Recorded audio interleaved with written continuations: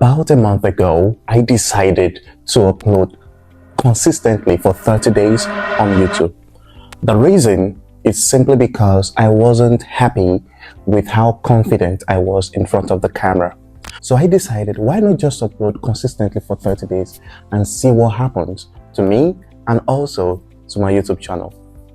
And whether you are here to know what happens or you are here just to journey with me, you're welcome. And if you're here for the first time, my name is Abraham Selako. I am a designer and also an educator.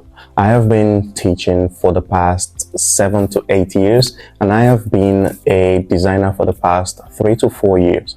So it's been an exciting journey, and one of the things that made me, let's say, who I am today is my use of YouTube. I must say, on an average, I use YouTube an average of 3 hours to 4 hours a day.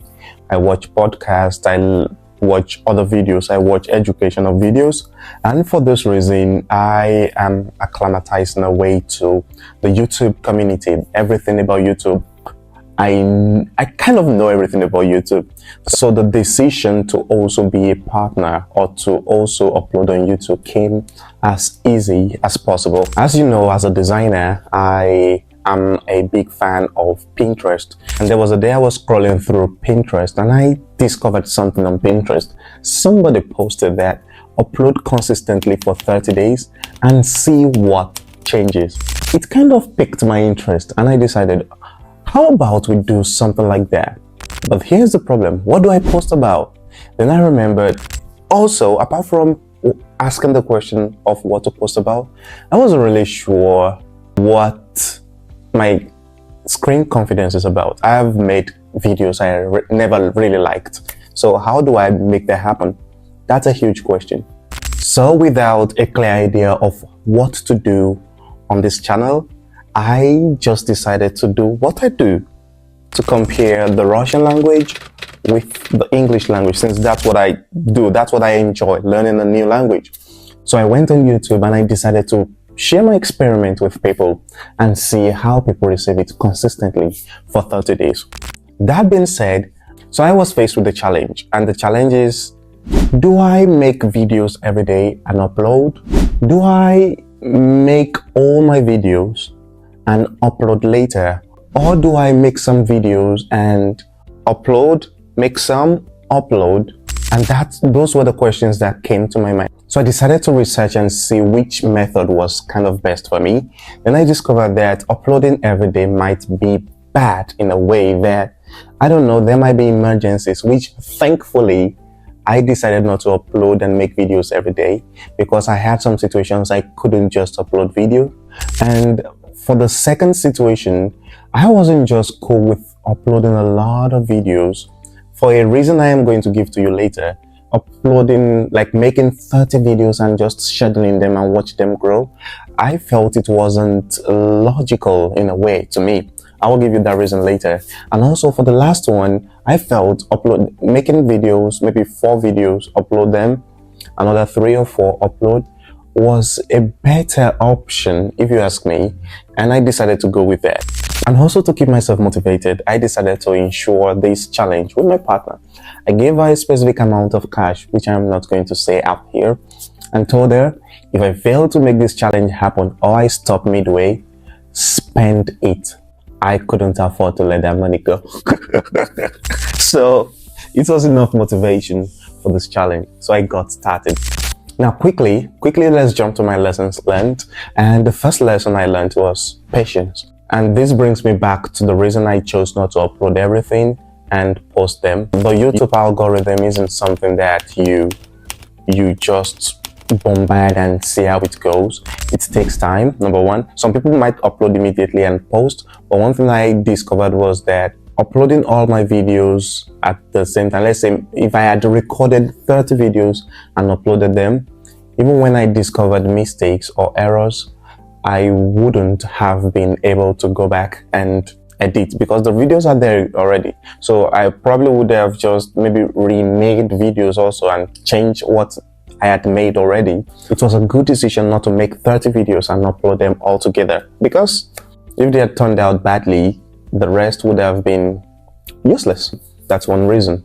The second lesson I learned during this 30-day challenge is that I discovered something interesting about myself. And what's this? I thought I enjoyed speaking. Yes, I enjoyed speaking, and I enjoy teaching. But one thing I didn't know was that repeating something in the same sphere, especially the same topic, comparing English and Russian words, picking different topics and the likes, the fact that I was comparing different Russian words was boring to me. The repetitiveness, it was kind of boring, and I almost gave up just because it was too repetitive enough for me. And at that point I discovered it's not just about what I wanted in a way. Even as a fan of teaching, I saw that I needed to do more, not just about repeating the same topic, talk about different things. But it was too late. It's a challenge, and switching, because I actually opened a playlist for that. Trying to do something totally different was crazy to me at that point, especially for that challenge. But guess what? My on-screen game was, I noticed it was getting better. I was more confident. I was able to speak, even take my time to think without rushing like I'm doing right now. And that was something extraordinary for me. And I am grateful for that. I'm grateful for the challenge. The next point is that done is better than perfect. I think this is the lesson I discovered after my challenge. And what I discovered is that making these videos, I made a lot of mistakes, especially when I was comparing Russian words to English. And I am grateful for my viewers. Some people pointed out some of these mistakes. Yeah, I remember saying something about native speaker or something. In my Russian word, I was trying to indicate the speaker, the microphone speaker, not as a person speaker in the Russian language. There's some mistakes like that some viewers discovered, which I am extremely grateful for. But at the same time, I discovered that the fact that I recorded those videos and posted was everything to me. I was done. I did it. I uploaded 30 videos, which was amazing for me. And now to my last point, and this is just coming off the cuff right now, is relative to the computer, or let me say the YouTube algorithm. I know this is what you're waiting for. This is the point you're waiting for. What is the effect of my 30 days YouTube challenge to my YouTube algorithm? Am I monetized? Do I have everything that I wanted? Yes and no. What does that mean? Now, I uploaded videos consistently for 30 days, and this is what the chat looks like. Now, yes, you are as disappointed as I was too. Not in the sense you're expecting. Now, I uploaded the videos I really liked. I talked about the things I enjoyed talking about, which was comparing English and Russian words. But in a way, a lot of people weren't interested in that.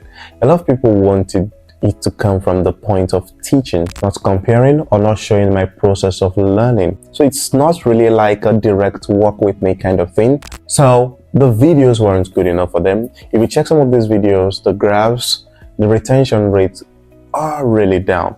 But because I was in deep, I couldn't stop. And this is one of the reasons I didn't upload 30 videos at the same time. At a point, I changed my strategy. Instead of making videos, face videos, I switched to just no face, just to make it fun. But it didn't work also.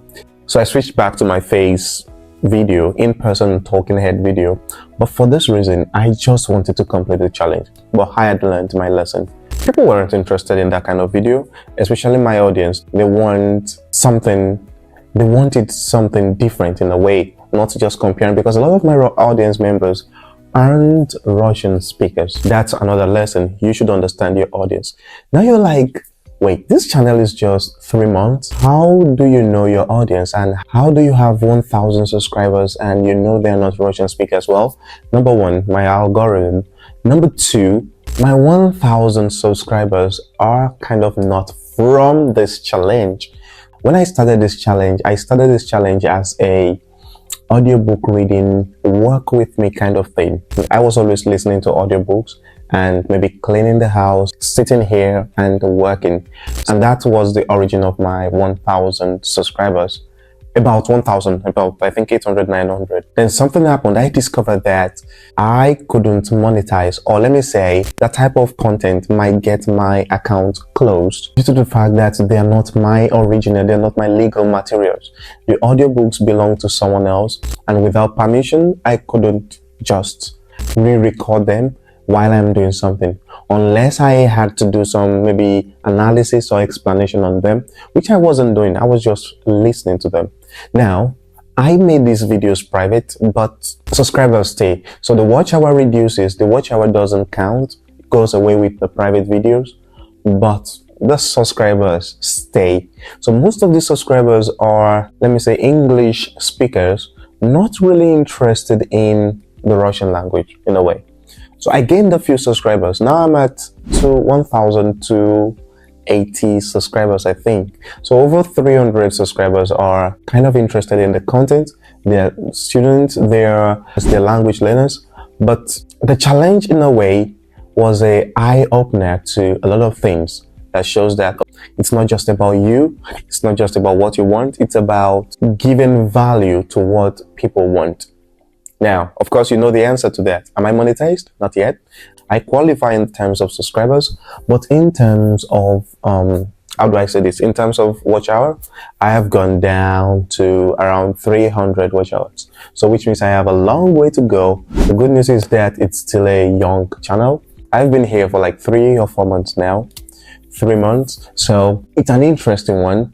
I enjoy speaking. I have a lot of ideas coming up in the aspect of language learning. I hope to just make better videos and research more, talk about language, talk about my experience in a different country, and also have fun doing that. And if you're still up to this moment, I would like you to like and subscribe to this channel and watch my videos about my time in Kazakhstan and some other videos I have uploaded. You will be in awe of what I talked about there. Thanks again. I love you. Goodbye.